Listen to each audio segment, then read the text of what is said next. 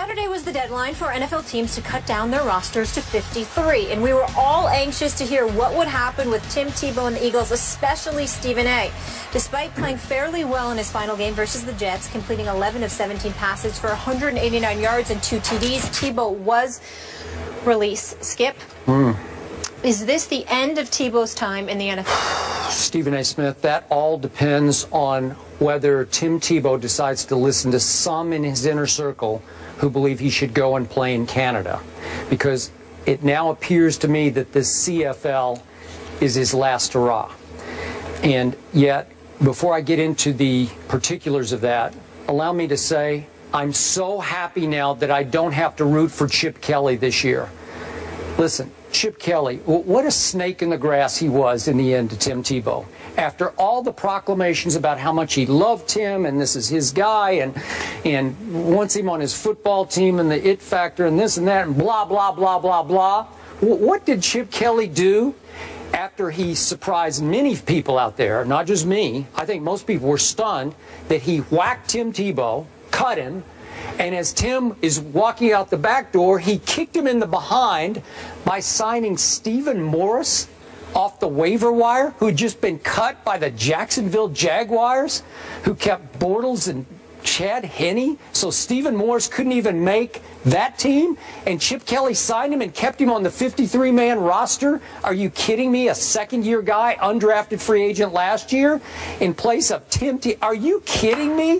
What an insult that was to Tim Tebow, especially after the way Tebow played. And unfortunately, you weren't around then, but his last preseason game, Tim Tebow, he showed out. He was pretty good that game. Read the numbers. And he did, you did. And he got to play in the second quarter, albeit against second-teamers, and the fourth quarter. But the 10 out of 19's a little diluted because there were 3 big drops in that game. And he threw 2 beautiful down-the-field footballs that started to look a little bit like the old unleashed Tim Tebow. He started to get a little swagger, a little rhythm, a little flow, a little momentum. We know how his emotions can carry a whole football team. And I'm thinking, okay, under huge pressure, last hurrah, last-ditch effort, he put it on the table and said, here, Chip Kelly, I've come this far. And Chip said, well, you know, he just hasn't had enough reps.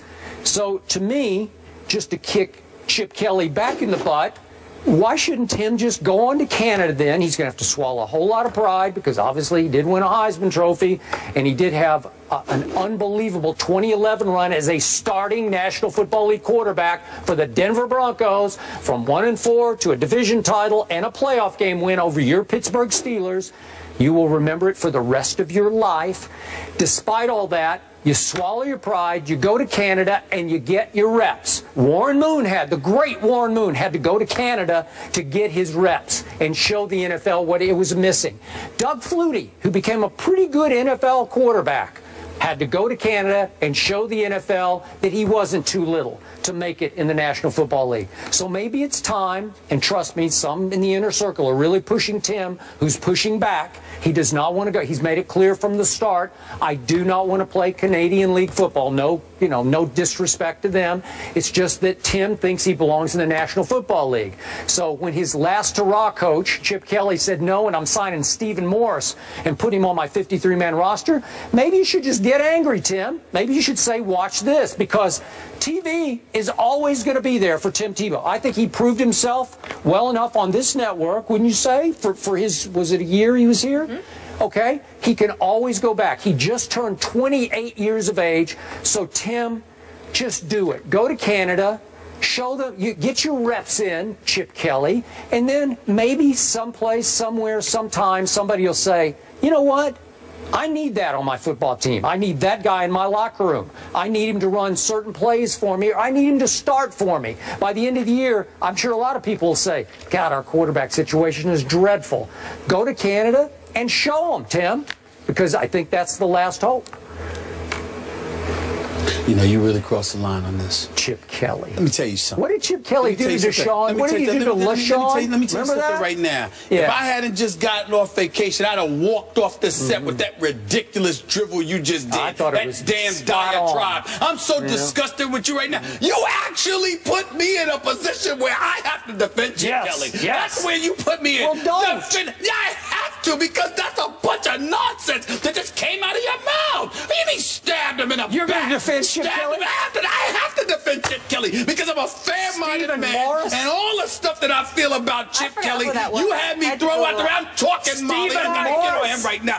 I can't believe that you sit up there and you can say that nonsensical stuff you just spewed out of your mouth. Tim Tebow, excuse me, they were raving about him. He improved his mechanics and his throwing motion. Once again, we have further evidence that he's not a quarterback. Why? Because high school quarterbacks don't have people talking about their mechanics and their throwing motion. You know why, Skip Bayless? Because it's assumed that when you play the position, that comes with it. It's the first thing you should have. So the fact that Tim Tebow is going through high school, won 2 national championships in college, went to the pros, won a playoff game, and in 2015, we're still sitting here talking and praising him for his throwing motion and his mechanics. You know what I'm waiting for next? What are we going to praise him for next? The kind of damn cereal he eats for breakfast? I don't want to hear that. The fact of the matter is he looked good in his last preseason game. And you know why it's such a big deal? Because it was a damn aberration. That's why. Because he's Tim Tebow.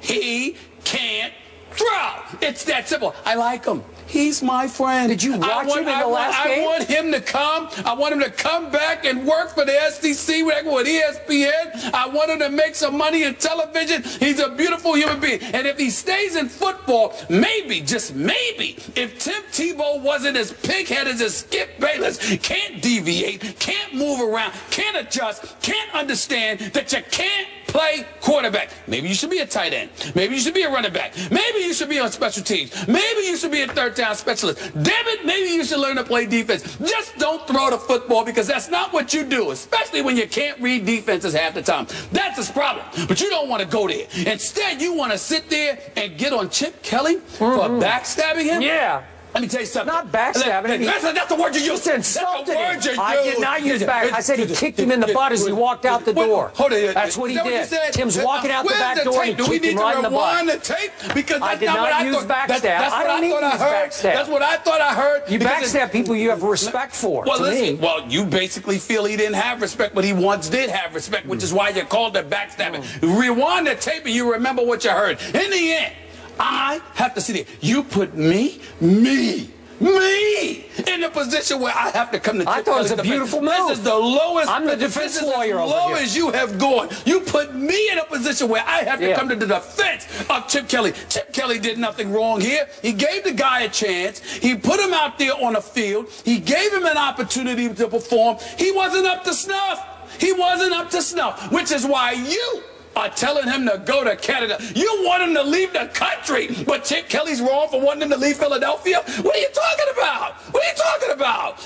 Chip Kelly did nothing wrong. Tim Tebow needed to go, that is that. Wait, do you even know who Stephen Morris is? No, I don't. No, you don't. That's it. Bingo. I just closed the case. That's where I'm going. What does it say to you that some dude off of Jacksonville, who we've never heard of, gets signed immediately when Tim Tebow can't? Does it not tell you? I mean, Bill Belichick has said no, okay? Bill Belichick has said no. John Fox has said no. Now you got this situation where Chip Kelly has said no. Rex Ryan sabotaged the man when he didn't have a quarterback. And he still sabotaged Tebow. When will you learn? When will you learn it is over? It is done. He needs to play another position. John Fox did not say no. He was able to sign Peyton Manning. He said yes to Peyton Manning. Well, excuse me. Well, some people would argue that Tim Tebow has a better QBR rating than even in the last 5 minutes. In the last 5. Oh, stop it. Oh, Do you understand how ridiculous that sounds? No, it's just a fact. Can I ask you both? He's got me defending Chip Kelly. Do you think Chip Kelly had any ulterior motives? Do you think he maybe planned on always releasing Tim? It does not matter. I did not think about it, Molly. I'm not giving it a second thought, because Tim Tebow should be here. He should not be playing quarterback for a National Football League team, because before he couldn't throw. So now he's improved his throwing motion a little bit in his mechanics, but he still can't read defenses. I need you to say this for the record, for tape, for camera. Sure. You're saying that it would be a waste of Tim Tebow's time to go play in Canada? At the quarterback position, yes. Yeah, we're talking about it. No, yes. I'm not talking about playing fullback, okay? Talking about quarterback. Yes. Okay. Skip. He needs to hear this. Skip. Keep going. Go ahead. Soliloquy. He needs to hear it. Yeah. Tim Tebow sat down with me. Hold on.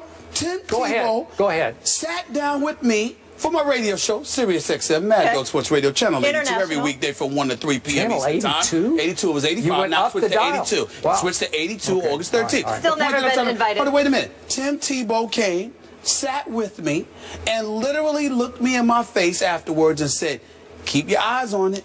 I'm telling you, I've improved my throwing. And I said, we'll see, because he appreciates the fact. I love the guy. I just know he can't throw. And so he says, I've improved. And he did improve. He did improve. My hat's off to him. But we ain't talking about throwing footballs out there in the yard with Skip or Stephen A. We talking about quarterbacking in the NFL. This brother can't do that. Period. Enough. So enough.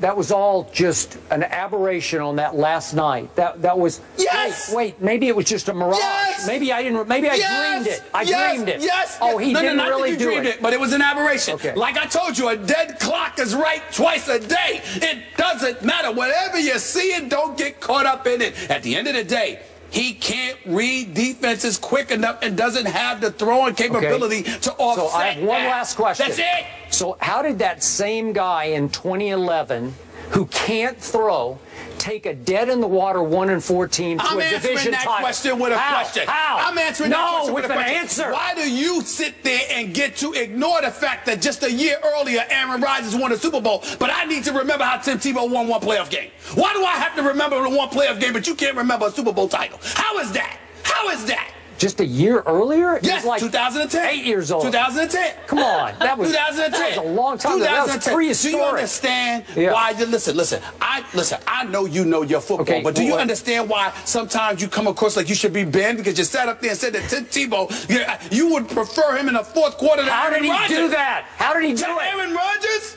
I'm not in the fourth quarter. He had a better QBR than Aaron Rodgers, who, by the way, is 2-4 in the playoffs since that Super Bowl long ago. Tim Tebow. 2-4. Tim Tebow doesn't belong on the same planet as Aaron Rodgers. You brought it up. I didn't. Did I start it, Molly? No, I didn't start it. You did. I simply said, you brought how do you remember a playoff victory from 2011, but don't remember a Super Bowl title from 2010? Because we're talking about a guy who you say cannot throw. I say, how did he win all those games in 2011 if he can't throw? Did he not win quarterback? Did he not win one game against the Kansas City Chiefs, completing 2 passes? Yeah, and one went for the game-winning touchdown 2 to Eric passes. Decker. 2.